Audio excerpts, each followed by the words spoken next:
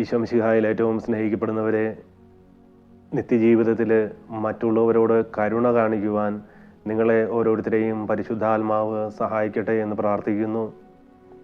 ഞാനും എൻ്റെ സ്നേഹിതനും കൂടി ഒരിക്കൽ തൊടുപുഴയുള്ള ഡിവൈൻ മേഴ്സി ദിവ്യകാരുണ്യ ചാപ്പലിൽ പ്രാർത്ഥിച്ചിട്ട് തിരിച്ചു വരുമ്പോൾ പാല എത്താറാകുമ്പോൾ നല്ലൊരു തട്ടുകടയുണ്ട്. ഈ തട്ടുകടയിൽ കയറി ഭക്ഷണം കഴിച്ചുകൊണ്ടിരിക്കുമ്പോൾ രണ്ട് വ്യക്തികൾ കയറി വന്നു.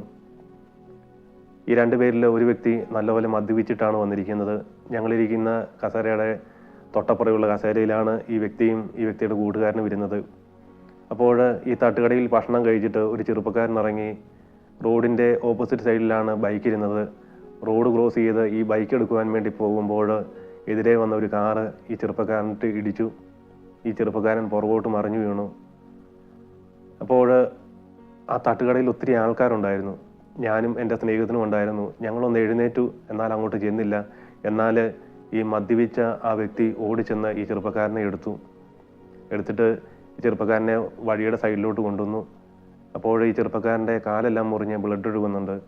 അപ്പോൾ ഈ മദ്യപിച്ച ചേട്ടൻ കൂടെയുള്ള ആ കൂട്ടുകാരനോട് പറഞ്ഞു, കാർ എടുക്കുക, നമുക്കിപ്പം ഹോസ്പിറ്റലിൽ കൊണ്ടുപോകണമെന്ന് പറഞ്ഞു. അപ്പോൾ ഈ കൂട്ടുകാരൻ പറഞ്ഞു, നിങ്ങൾ ഈ ആവശ്യമില്ലാത്ത കേസൊന്നും പിടിക്കില്ല, ആ പുള്ളിക്കാരനൊന്നും പറ്റിയൊന്നുമില്ല എന്ന് പറഞ്ഞപ്പോൾ ഈ മദ്യപാനിയായിട്ടുള്ള ആ ചേട്ടന് ഈ കൂട്ടുകാരനോട് ഒരു ചോദ്യം ചോദിച്ചു. നമ്മൾ മനുഷ്യരാകുമ്പോൾ ഒരു മനുഷ്യന് ഒരു ബുദ്ധിമുട്ടുണ്ടാകുമ്പോൾ ആ മനുഷ്യനെ സഹായിച്ചില്ലെങ്കിൽ നീയും ഞാനൊക്കെ ഈ മനുഷ്യനാന്ന് പറഞ്ഞിട്ട് എന്താ കാര്യമെന്ന് ചോദിച്ചു.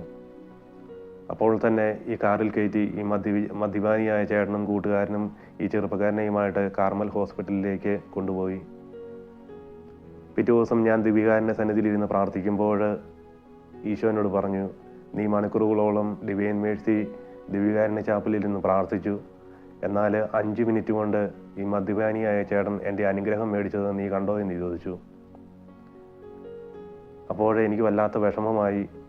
അന്ന് തൊട്ട് എൻ്റെ ജീവിതത്തിൽ ഇതുപോലെയുള്ള ചെറിയ ചെറിയ കാര്യങ്ങൾ വരുമ്പോൾ ഞാൻ ഈശോയെ പ്രതി ഒക്കെ അങ്ങനെയുള്ള കാരുണ്യ പ്രവൃത്തികൾ ചെയ്യുവാൻ തുടങ്ങി. പ്രിയപ്പെട്ടവരെ, ലൂക്കായുടെ സുവിശേഷം 6-ാം അധ്യായം 36-ാം വാക്യം, നിങ്ങളുടെ പിതാവ് കരുണയുള്ളവനായിരിക്കുന്നത് പോലെ നിങ്ങളും കരുണയുള്ളവരായിരിക്കുവിൻ. പ്രിയപ്പെട്ടവരെ, നമ്മുടെ നിത്യജീവിതത്തിൽ ഇതുപോലുള്ള അവസരങ്ങൾ നമുക്കുണ്ടാകുമ്പോൾ ഒരിക്കലും അത് തള്ളിക്കളയാതെ ഈശോയെ പ്രതി നല്ല സമറിയാക്കാരനെ പോലെ മറ്റുള്ളവരോട് കരുണ കാണിക്കുമ്പോൾ ദൈവാനുഗ്രഹം നമ്മുടെ ജീവിതത്തിലേക്ക് കടന്നു വരും. ദൈവ സ്വരം നമുക്ക് കേൾക്കുവാൻ സാധിക്കും. പ്രിയപ്പെട്ടവരെ, എല്ലാവരും ആഗ്രഹിക്കുന്ന ഒരു കാര്യമാണ് പരിശുദ്ധാത്മാവിൻ്റെ സ്വരം കേൾക്കണം, ഈശോയുടെ സാന്നിധ്യം അനുഭവിക്കണം. പ്രിയപ്പെട്ടവരെ, ഇതുപോലെയുള്ള അവസരങ്ങളിൽ ഒത്തിരി ഈശോമാരും ഒത്തിരി മാതാവുമാരും ഒക്കെ വഴിയിലും ഒക്കെ കാണും. അവരെല്ലാം ചേർത്ത് പിടിക്കുമ്പോഴാണ് നമുക്ക് ആ ഒരു ദൈവിക സാന്നിധ്യം അല്ലെ ദൈവത്തിൻ്റെ സ്വരം കേൾക്കുവാനൊക്കെ സാധിക്കുന്നത്. ഞാനത് പറയുമ്പോൾ ആരെയും കുറ്റപ്പെടുത്തുന്നതല്ല.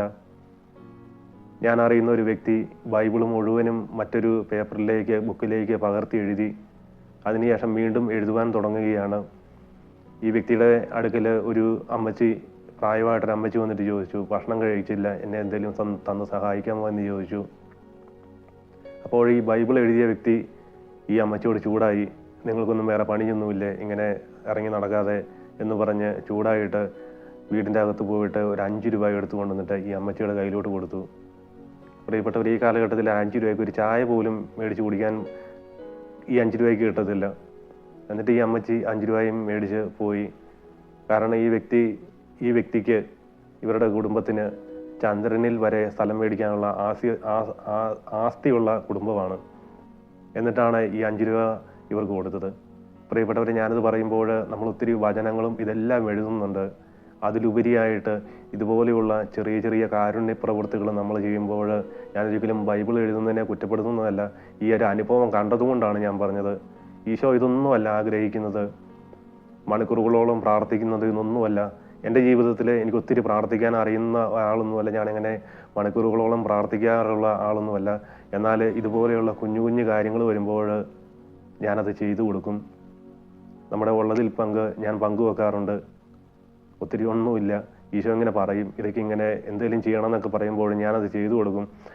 അങ്ങനെയുള്ള ഇങ്ങനെയുള്ള ചെറിയ ചെറിയ കാര്യങ്ങൾ ചെയ്യുമ്പോഴാണ് ഈശോയ്ക്ക് ഒത്തിരി നമ്മളോട് ഇഷ്ടം തോന്നുന്നതും ഈശോയുമായിട്ടുള്ള ആ ഒരു വ്യക്തിബന്ധത്തിലേക്ക് നമുക്ക് കടന്നു വരുവാൻ സാധിക്കുന്നത്. പ്രിയപ്പെട്ടവരെ, ഇനിയുള്ള ജീവിതത്തിൽ ഇതുപോലെയുള്ള കാരുണ്യ പ്രവൃത്തികളൊക്കെ ചെയ്യുവാൻ അവസരം വരുമ്പോൾ അത് ഈശോയോടുള്ള ആ സ്നേഹത്തെ പ്രതി ചെയ്യണം. ഈശോ നിങ്ങളെ ഓരോരുത്തരെയും അനുഗ്രഹിക്കട്ടെ എന്ന് പ്രാർത്ഥിക്കുന്നു. വചനം എഴുതുന്നവർ വചനം എഴുതണം. വചനം എഴുതുമ്പോൾ ആ ഒരു വചനം ഹൃദയത്തിലും കൂടി പതിയുന്ന രീതിയിൽ എഴുതുമ്പോൾ അത് വലിയ ദൈവാനുഗ്രഹമായിട്ട് മാറും. ഈശോ നിങ്ങളെ ഓരോരുത്തരെയും അനുഗ്രഹിക്കട്ടെ. പ്രത്യേകമായിട്ട് മദ്യപാനികളായിട്ടുള്ള ഏതെങ്കിലും വ്യക്തികൾ കുടുംബങ്ങളിൽ ഒക്കെ ഉണ്ടെങ്കിൽ അവരെയൊക്കെ ഓർത്ത് പ്രാർത്ഥിക്കുന്നു. ഞാനൊരിക്കലും മദ്യപാനികളെ പ്രാധാന്യം കൊടുത്ത് അങ്ങനെ രീതിയിൽ സംസാരിച്ചതല്ല. കാരണം ഈ മദ്യപാനിയായ ആ ഒരു വ്യക്തി അങ്ങനെ ചെയ്തപ്പോഴാണ് എൻ്റെ ഉള്ളിലൊരു ഈ ഒരു കാരുണ്യ പ്രവൃത്തി ചെയ്യണമെന്നുള്ള ഒരു തോന്നലുണ്ടായത്. അപ്പോൾ മദ്യപാനികളായിട്ടുള്ള ഓരോ വ്യക്തികൾക്ക് വേണ്ടി പ്രാർത്ഥിക്കുന്നു. ഈശോ ഓരോരുത്തരെയും അനുഗ്രഹിക്കട്ടെ. ആവേ മരിയ, പ്രൈസ് ദി ലോർഡ്, ഹല്ലേലൂയ.